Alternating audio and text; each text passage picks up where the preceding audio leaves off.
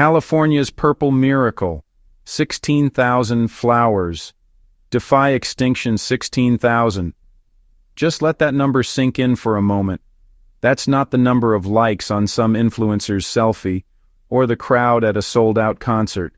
No, that's how many incredibly rare purple flowers, known scientifically as Chlorogalum purpureum var. Reductum just popped up on a single California ranch, tripling the known global population in one astonishing afternoon. It's the kind of discovery that turns a quiet plant nerd's field day into the botanical equivalent of finding buried treasure, a real-life miracle blooming right under our noses. This isn't just a feel-good story, it's a testament to nature's resilience and a powerful reminder that sometimes hope blossoms in the most unexpected places.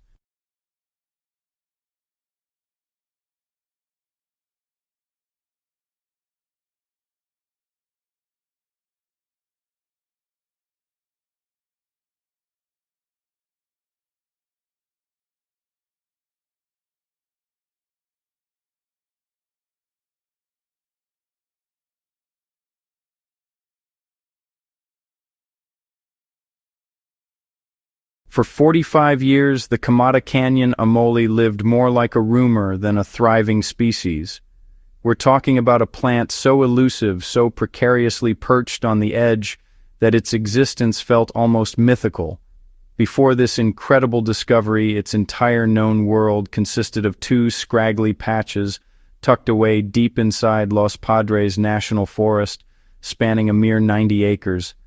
Imagine a whole species guarded by thorny poison oak and the watchful eyes of turkey vultures, barely clinging to life. Every spring, dedicated botanists would undertake the arduous hike into this remote, rugged terrain.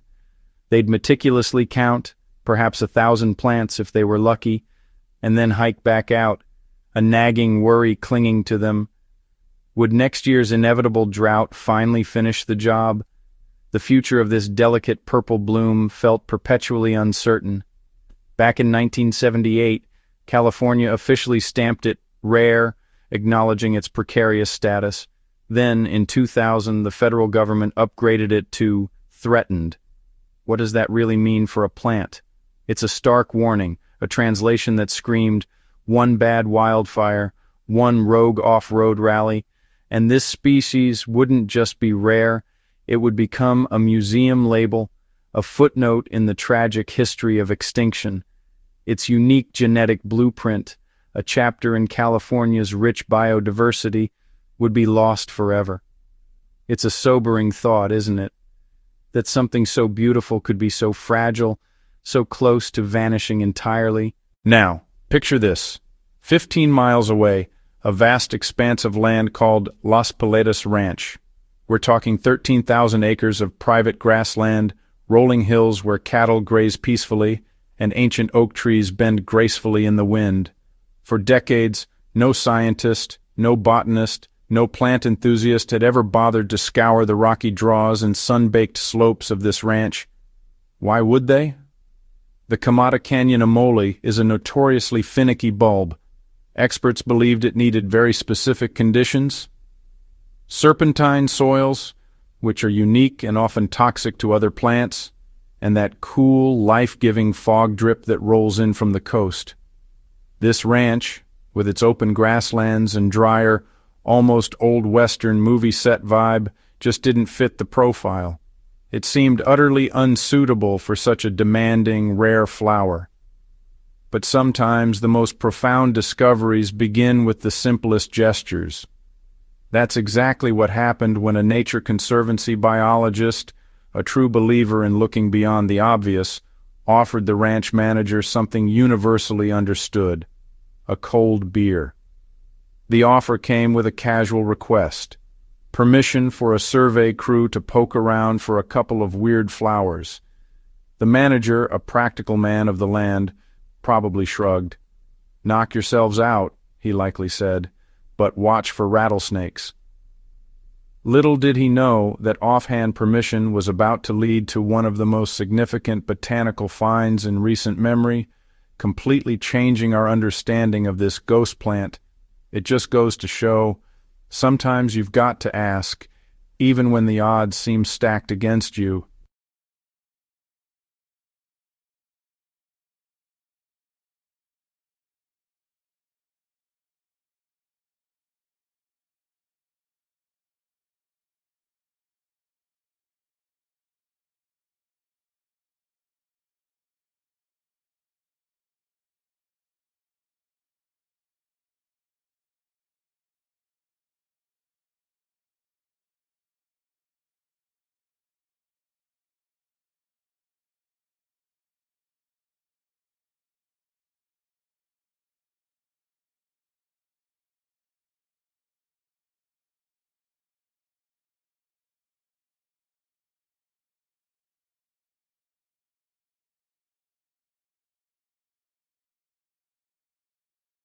What happened next was nothing short of miraculous.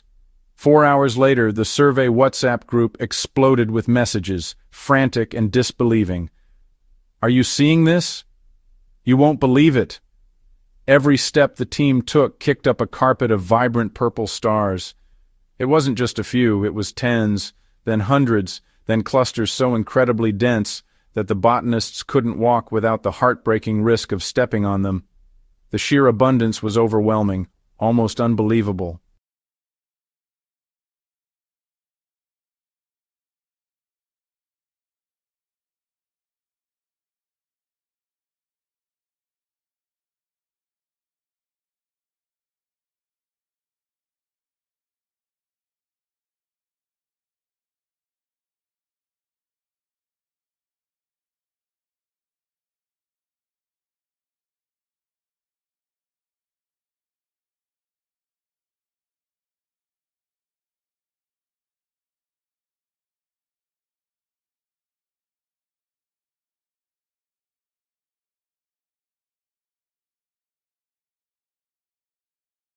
They quickly switched from casual observation to systematic counting. Transect tapes were laid out across the landscape, marking precise areas for counting. Hand counters clicked rhythmically, like nightclub bouncers tallying an unexpectedly massive crowd. And they kept recounting over and over because the numbers sounded utterly fake, too good to be true. The previously accepted global population for this threatened species was estimated to be around 10,000 plants, a number that already felt precariously small. Imagine the shock, the elation, the sheer scientific giddiness when the final tally came in, a staggering 16,427 live plants. Think about that for a second. That's more than triple the previously accepted global population, found not on some carefully managed biodiversity-focused preserve, but on private land. Land that was, ironically, scheduled for a routine cattle rotation, not a high-profile scientific expedition. It was a discovery that rewrote the textbooks in a single afternoon, a testament to the hidden wonders that can lie undiscovered, simply waiting for someone to look a little closer. Look, a flower isn't just a pretty face, even one as striking as the Camatta Canyon amole. Each tiny bulb, each delicate purple bloom, holds within it a precious chapter of California's genetic cookbook. If we lose it, it's not just a flower gone. It's like ripping crucial pages out of a sourdough starter recipe and then expecting the bread to still taste like San Francisco. You just can't replicate that unique flavor, that specific genetic information, once it's gone. This plant, like all native species, plays a vital role in its ecosystem, contributing to the intricate web of life that makes California a biodiversity hotspot. Its recovery is a win for the entire ecosystem. More practically, this massive new ranch population pumps a much-needed infusion of fresh genes into a species that had, frankly, started to inbreed. Think about royal families throughout history, but with more chlorophyll and less drama. Inbreeding in plants, just like in animals, can lead to a reduction in genetic diversity, making the species weaker, less adaptable, and more vulnerable to diseases or environmental changes. This new population, with its robust numbers and potentially unique genetic variations, offers a lifeline, strengthening the species' ability to survive and thrive. Suddenly, seed collectors have enough material to bank a substantial safety net for the future, preserving its genetic heritage in perpetuity. They can also experiment with reintroducing the plant to other protected sites, giving it more chances to establish new colonies without stripping the existing wild stock bare. This discovery isn't just about one flower. It's about bolstering the resilience of an entire ecosystem and offering a blueprint for how we might bring other species back from the brink. It's a huge, hopeful step forward in conservation. Now, before we pop the champagne and declare victory, we need to remember that nature often operates on a different timeline than we do. These bulbs, for all their miraculous appearance, grow slower than DMV lines on a Monday morning. A single plant needs a painstaking 5 years just to produce its very first seed. That's a long game, and it means that any damage can have long-lasting consequences. The threats are still very real and very present. Off-road tires, tearing through delicate habitats, can erase decades of growth in a single reckless weekend. Feral pigs, with their destructive rooting habits, can decimate entire patches in a matter of hours. Overgrazing by livestock, if not carefully managed, can also trample and consume these fragile plants. Then there's the looming shadow of climate change. It's already squeezing California's vital fog season shorter and shorter. That fog isn't just pretty scenery. It's a crucial lifeline, keeping the soil cool and moist enough for delicate seedlings to germinate and survive. Without it, the amole faces an even tougher battle. And let's not forget the thorny issue of private land. Because Las Piletas Ranch is privately owned, the entire population, as miraculous as it is, could theoretically be bulldozed if land use plans shift, if the property is sold for development, or if conservation easements aren't put in place. Paper maps, conservation listings, and good intentions don't stop bulldozers. People, through their actions and their advocacy, do. The fight for its long-term survival is far from over. So, if you're thinking, how can I help? You don't need a botany degree or a lifetime of field experience. The simplest act can make a difference. Share this story. Public attention keeps private landowners proud of their stewardship and cautious about their land use decisions. It raises awareness and builds a community of support around these incredible discoveries. If you're able, consider dropping a few bucks at the California Native Plant Society, CNPS.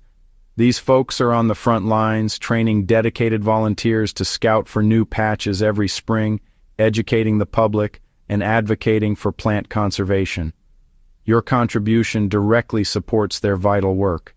And if you're one of the many who loves to hike and explore California's stunning wild spaces, remember a few simple rules of thumb. Stay on designated trails. Pack out everything you pack in, yes, even that oat bar wrapper. And please, for the love of all things wild and wonderful, no drone selfies hovering 2 feet above blooming plants.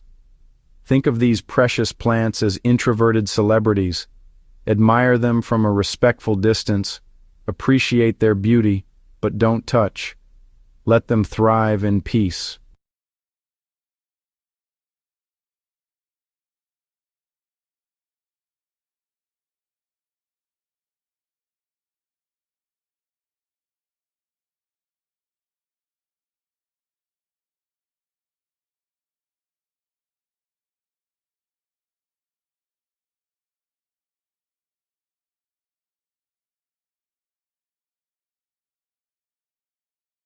Scientists, even with all their expertise, are still scratching their heads, trying to fully understand why Las Piletas Ranch suddenly exploded with these magnificent blooms.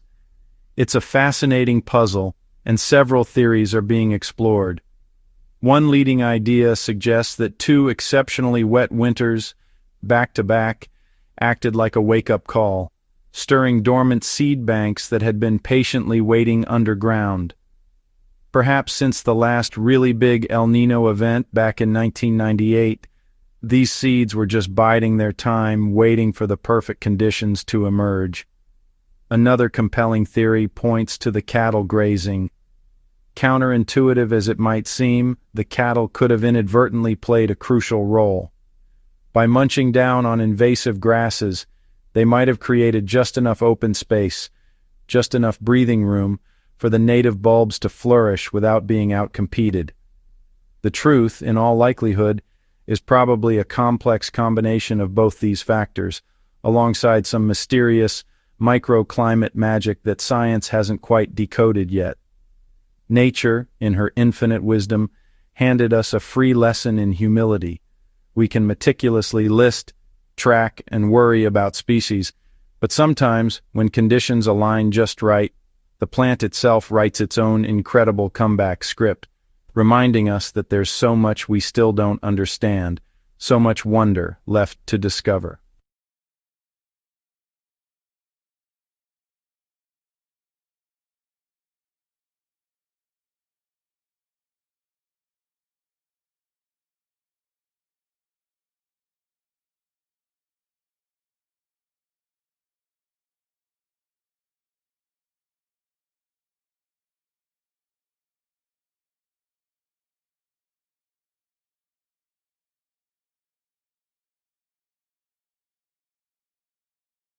The impact of this discovery extends far beyond the ranch boundaries.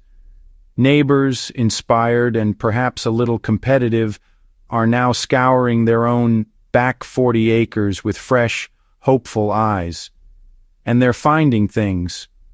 One rancher recently found a few dozen plants thriving under a power line, a surprising pocket of life in an industrial corridor. Another spotted a single brave stray bloom near a dirt bike trail, a testament to the plant's tenacity. Each new site, no matter how small, tightens the safety net for the species, making it more resilient against localized threats.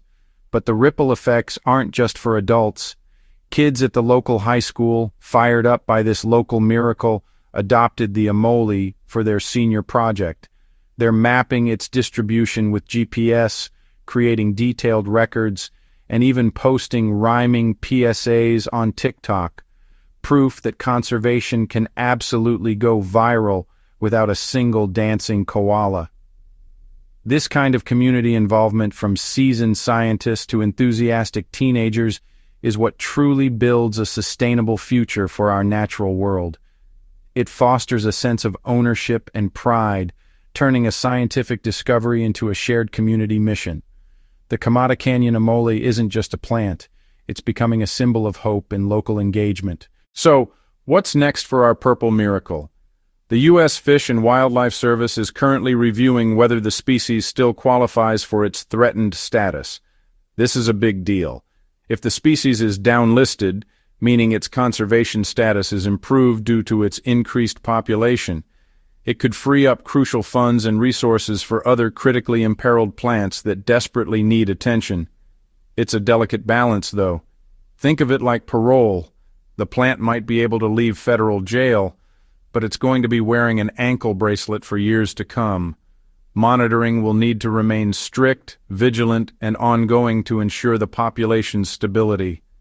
Scientists aren't resting easy just yet. They want to see at least 3 more large, protected populations established and thriving before they can truly sleep soundly at night. The Las Piletas Ranch discovery gets them one giant, monumental step closer to that goal, but it's important to remember it's not across the finish line. It's a powerful beginning, a renewed hope, but the journey towards full recovery is still ongoing, demanding continued dedication and careful stewardship. 16,000 purple miracles quietly opened on a hillside most of us will never visit, reminding the world that extinction isn't always a foregone conclusion. It's a powerful narrative of resilience, a story whispered by the wind through the California grasslands. Somewhere between the relentless droughts, the encroaching development, and the hungry deer, a tiny bulb waited, patient as a monk, until the right winter rain tapped it on the shoulder, giving it permission to burst forth in a symphony of purple. If that doesn't make you want to lace up your boots, step outside, and really look at what's growing behind your local fence line, maybe nothing will. This isn't just a story about a flower. It's a story about hope, about the hidden wonders that surround us, often unseen and unappreciated. Keep your eyes open. Who knows, the next ghost species, the next forgotten miracle, might just be blooming outside your back door, patiently waiting for someone to finally notice.